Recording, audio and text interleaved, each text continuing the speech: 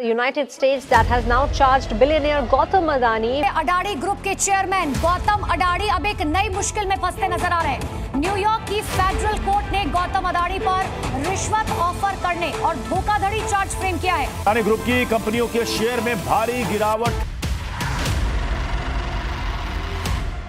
लगता है अदानी ग्रुप के स्टॉक्स पर शनि भारी है, जिसके चलते हर 4-5 महीने बाद उनके शेयर्स में लोअर सर्किट हमें देखने मिलते हैं। पहले तो हिंडनबर्ग का केस था, जिसमें अदानी ग्रुप की सारी कंपनीज के इन्वेस्टर्स को तगड़ा लॉस हुआ। उसके बाद हिंडनबर्ग की एक और दूसरी रिपोर्ट आई, जिसमें उन्होंने अदानी ग्रुप और सेबी चीफ पर आरोप लगाए, लेकिन फिर उससे ज़्यादा कुछ नुकसान नहीं हुआ अदानी के शेयर्स को, और इसलिए लगता है कि अब यूएसए की कोर्ट ही मैदान में उतर गई है।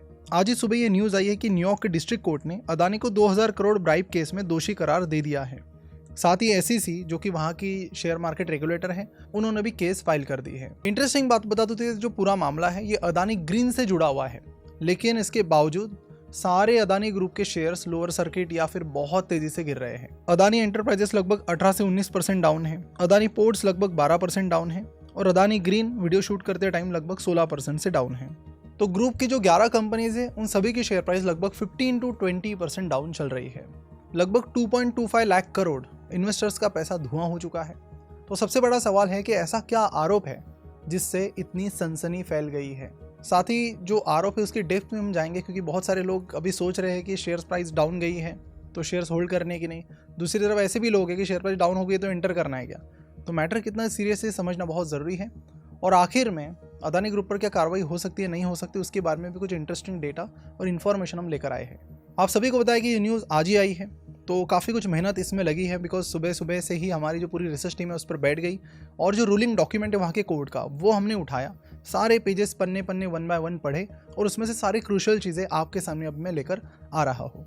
तो अगर हमारी मेहनत आपको वर्थ लगे तो इस वीडियो को ज़रूर लाइक कर देना, शेयर कर देना, और चैनल को ज़रूर सब्सक्राइब कर देना। तो चलिए बिना किसी देरी के एकदम पॉइंट पर आते हैं।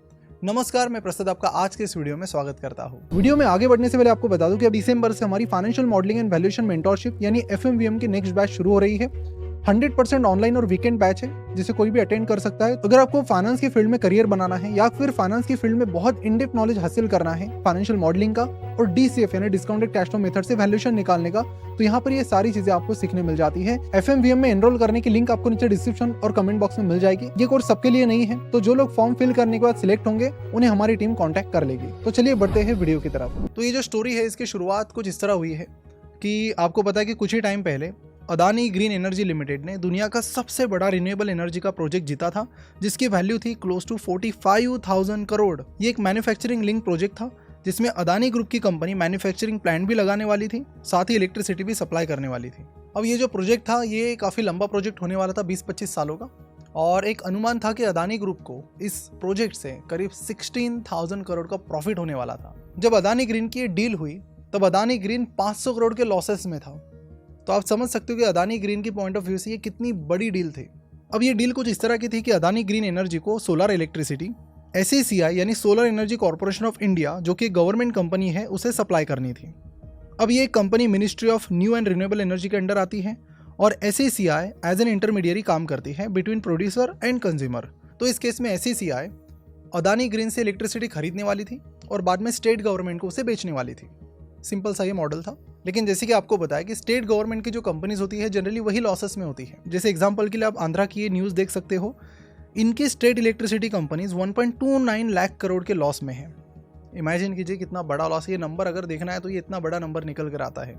अब एक इलेक्ट्रिसिटी कंपनी इतने बड़े लॉसेस में कैसी, इसका जवाब भी थोड़ी देर में आपको पता चल ही जाएगा। क्योंकि जैसे ही आपको पता होगा कि जो सोलर इलेक्ट्रिसिटी है वो कोल इलेक्ट्रिसिटी से महंगी होती है, तो स्टेट गवर्नमेंट की कंपनी जो ऑलरेडी लॉसेस में है वो महंगी इलेक्ट्रिसिटी खरीद कर और लॉसेस में जा रही थी, जिसके चलते ये जो पूरी ऑर्डर थी ये संकट में थी। अब ऐसी सिचुएशंस में इंडिया में क्या होता है, अगर ऑर्डर बनाई रखनी है तो वहाँ पर यूएसए कोर्ट का ये रूलिंग आया है कि गौतम अदानी, उनके नेफ्यू और बाकी 6 लोगों ने मिलकर जो अलग अलग स्टेट्स के गवर्नमेंट ऑफिशियल्स हैं उन्हें घूस खिलाई। अब खिलाई तो कितने की खिलाई, 100-200 करोड़ की नहीं, 2000 करोड़ की घूस खिलाई, ये यूएसए के कोर्ट का कहना है। एक जगह तो ये भी मेंशन है कि कुछ ऑफिशियल्स को तो अदानी खुद मिले थे। तो इसके बाद क्या हुआ, तो ये घूस मिलने के बाद जो 4 पावर डिस्ट्रीब्यूशन कंपनी अलग अलग स्टेट्स की, इन्होंने अदानी ग्रुप से महंगी इलेक्ट्रिसिटी खरीदना शुरू किया वाया SECI। तो यहाँ पर एक पॉइंट ये भी है इस रूलिंग का, कोर्ट की रूलिंग का यूएस की, कि जो पावर कंपनीज ऑलरेडी लॉसेस में थी वो और भी महंगी इलेक्ट्रिसिटी खरीद रही थी, जिसके चलते वो और भी ज़्यादा लॉसेस में चली गई। इसमें कंपनी का नुकसान, सभी लोगों का नुकसान, इन्वेस्टर्स का नुकसान। और कोर्ट की इस रूलिंग में ये तक भी मेंशन है कि अदानी ग्रुप ने जो पेमेंट की गई बाकी लोगों को घूस के तौर पे, वो इन्होंने शेल कंपनीज के जरिए, यानी शेल कंपनीज मतलब ऐसी कंपनी जो नाम के लिए बनाई गई है, कुछ काम नहीं करती है, उनके जरिए पेमेंट्स की, और ये दिखाया कि कंसल्टिंग फीस के तौर पर वो फीस उन्हें मिली है। सब मिला के जो आंध्र प्रदेश का ऑर्डर है उसे लेने के लिए क्लोज टू 1600 करोड़ की ब्राइब दी गई। सेम चीज छत्तीसगढ़, ओडिशा, तमिलनाडु और जम्मू एंड कश्मीर के केस में हुई है। अब आप सोच रहे होंगे कि मामला इंडिया का, सामने वाली दोनों कंपनीज ऑफिसर सारे इंडिया के, तो यूएसए वहां पर ये केस इन्वेस्टिगेट क्यों कर रहा है? ये तो इंडिया में इन्वेस्टिगेट होना चाहिए।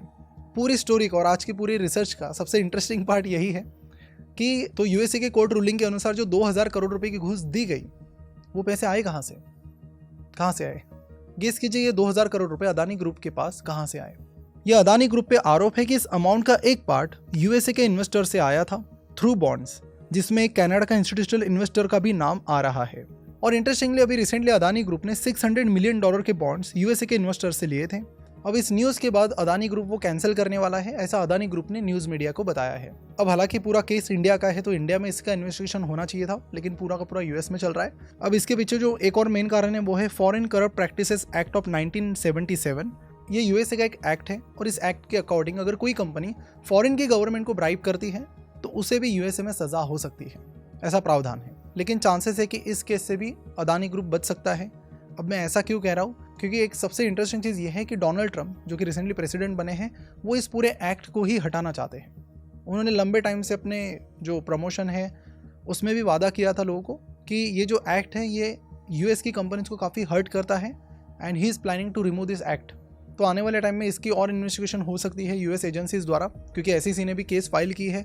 तो काफ़ी कुछ इंटरेस्टिंग चीज़ें आने वाले टाइम में भी आ सकती है लगातार। तो अगर ये एक्ट हटा दिया जाता है तो मामला यहीं पर रफा दफा हो जाएगा।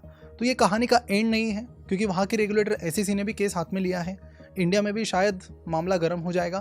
तो आने वाले टाइम में काफ़ी कुछ यहाँ पर हो सकता है। आने वाले टाइम में हमें वहाँ की कोर्ट में और क्या प्रोसीडिंग्स होती हैं, क्या वो फाइनल रिजल्ट बताते हैं, वो भी आने वाले टाइम में पता चलेगा। So this is just a start. अब कंक्लूजन में एक और बड़ी इंटरेस्टिंग चीज़ आपको दिखाना चाहता हूँ कि 2019 में अदानी ग्रीन ने पब्लिकली अनाउंस किया कि उन्होंने corporate social responsibility committee implement की है, शुरू की है। और इसमें उन्होंने कहा था कि हम कभी भी किसी को ब्राइब नहीं देंगे, एथिक्स के साथ अपना बिजनेस करेंगे। लेकिन अभी जो निकल कर आ रही है वो चीज़ें काफ़ी विपरीत हैं। अब ये कितना अजीब है कि एक बिलियनियर है जो इंडिया में रहता है, उनका खुद का बिजनेस इंडिया में चलता है, वो जिन कंपनीज के साथ या सरकारी कंपनी के साथ काम करते हैं वो भी इंडियन कंपनीज हैं, स्टेट ओन कंपनीज है इंडिया की, लेकिन उन पर जो केस चलती है वो इंडिया में नहीं चलती है, वो चलती है यूएसए में। Very shocking. So I hope पूरा मामला आपको फटक से क्लियर हो गया होगा एकदम A to Z। अभी आपको कुछ देखने की पढ़ने की इसमें ज़रूरत नहीं है, बट आने वाला अगर कुछ अपडेट आता है तो उससे आपको अवेयर रहना पड़ेगा। अब यहाँ पर काफ़ी सारे लोग आएंगे, काफ़ी सारी वीडियोस आएंगी जहाँ पर लोग अपने अपने ओपिनियन देंगे, लेकिन मेरा काम था कि आपके सामने फैक्ट्स रखना with proper document and detail.